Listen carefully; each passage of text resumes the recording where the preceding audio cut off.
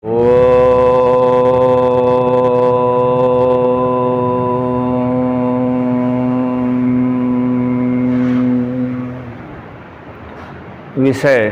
चल रहा है स्तुति, प्रार्थना, उपासना।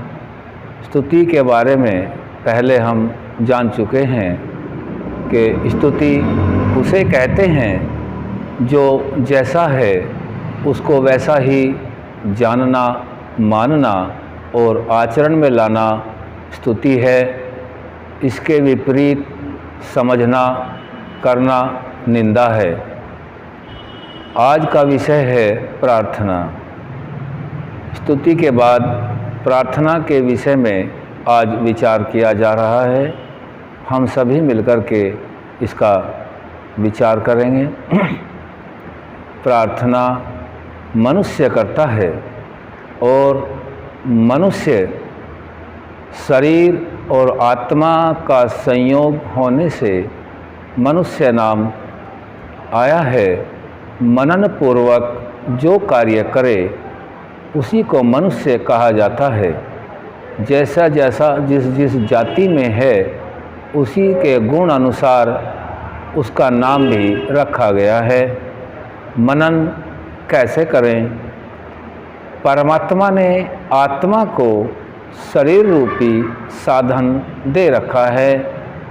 इसी साधन से विचार होगा, बुद्धि के द्वारा निर्णय होगा कि प्रार्थना हमें किसकी करनी और कैसे करनी। प्रार्थना हम सभी सुख के लिए करते हैं। दुख प्राप्त करने के लिए कोई भी आत्मा प्रार्थना नहीं कर सकता और नहीं करता है। सुख किसके पास है? जिसने सुख दे रखा है, जो संपूर्ण सुखों से युक्त है, जिसके पास दुख नाम लेश भी नहीं है दुख का, वह अंतर्यामी सर्वव्यापक परमपिता परमात्मा है जो कण कण में व्याप्त हो रहा है। उसी की प्रार्थना हमें करनी है। प्रार्थना दो प्रकार की मनुष्य करता है। एक भौतिक उन्नति की प्रार्थना, दूसरा आत्मा की उन्नति की प्रार्थना। भौतिक उन्नति में शरीर, समाज, राष्ट्र इस सभी आता है। आत्मा की उन्नति में प्रार्थना करने के लिए स्वयं के लिए होता है। जो आत्मा अजर, अमर और अविनाशी है उसकी उन्नति के लिए भी प्रार्थना की जाती है।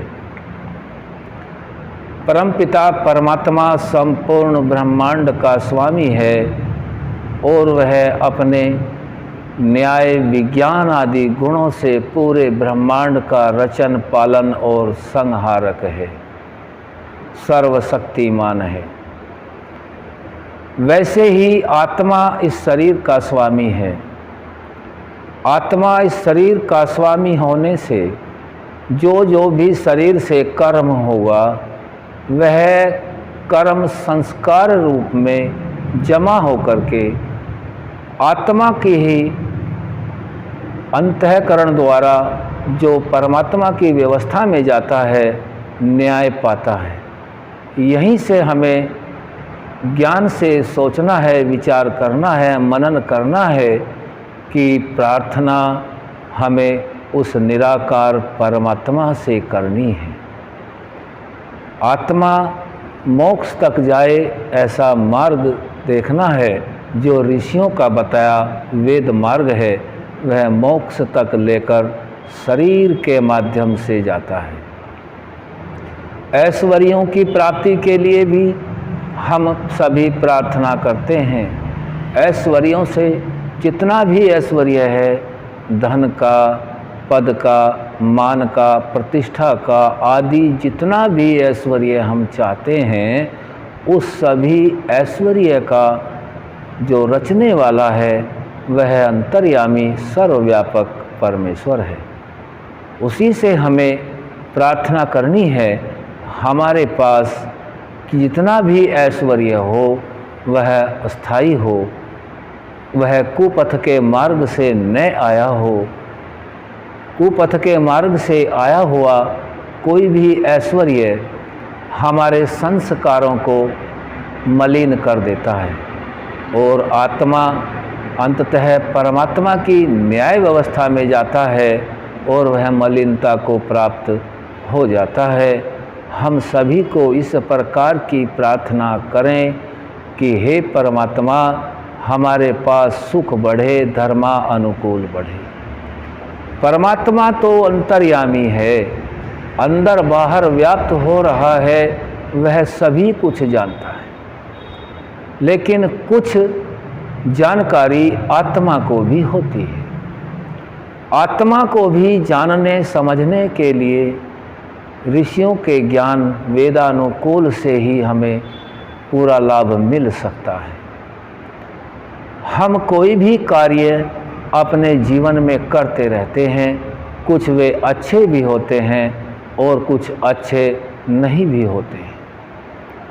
परमात्मा की व्यवस्था कितनी महान, कितनी सटीक, कितनी सुंदर, कितनी न्यायकारी है, उसका गुणगान हम कभी पूरा नहीं कर सकते। लाखों वर्षों की आयु हो, करोड़ों बार जन्म लेवें, अरबों बार जन्म लेवें, तब तक भी उसके गुणों का व्याख्यान नहीं किया जा सकता। वह परमपिता अनंत गुणों की खान है। अपने उसी अनंत सामर्थ्य से युक्त उस परमपिता परमात्मा ने आत्मा को भी यह शक्ति दे रखी है कि जब भी कोई भी आत्मा बुरा कार्य करता है तो उसके आत्मा के अंदर आभास, भय, शंका और लज्जा होता है। यह परमात्मा की ओर से होता है।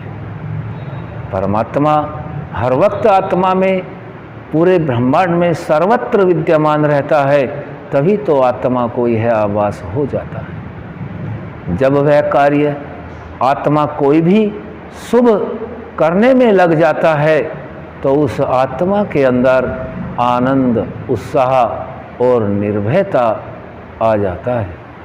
यही समझना चाहिए कि जिस कार्य को करने में आनंद, उत्साह और निर्भयता हो रहा है वह परमात्मा की ओर से हो रहा है, और जिस कार्य को करने में भय, शंका, लज्जा हो रहा है वह स्वार्थ, लोभ, लालच, अपने प्रयोजन की सिद्धि आदि किसी भी दुर्गुण से लिप्त है, जो उसके अंदर ये भाव आ रहा है। यह आभास मात्र होता है। सभी इसको ठीक ठीक नहीं परख पाते। जब तक वैराग्य और अभ्यास के द्वारा निरंतर आत्मा को उस क्षेत्र में नहीं लगाया जा सकता, तब तक वह परमात्मा की ठीक ठीक अपनी उन्नति के लिए प्रार्थना भी नहीं कर सकता। प्रार्थना करने के लिए आत्मा स्वयं को, अपने किए हुए कर्मों को जानना होगा और उस परम पिता परमात्मा को ऋषियों के बताए मार्ग पर जानकर ही हम सही प्रार्थना कर सकते हैं। यह सूक्ष्म सा विषय प्रार्थना का आप सभी के बीच में रखा है। ओम सम।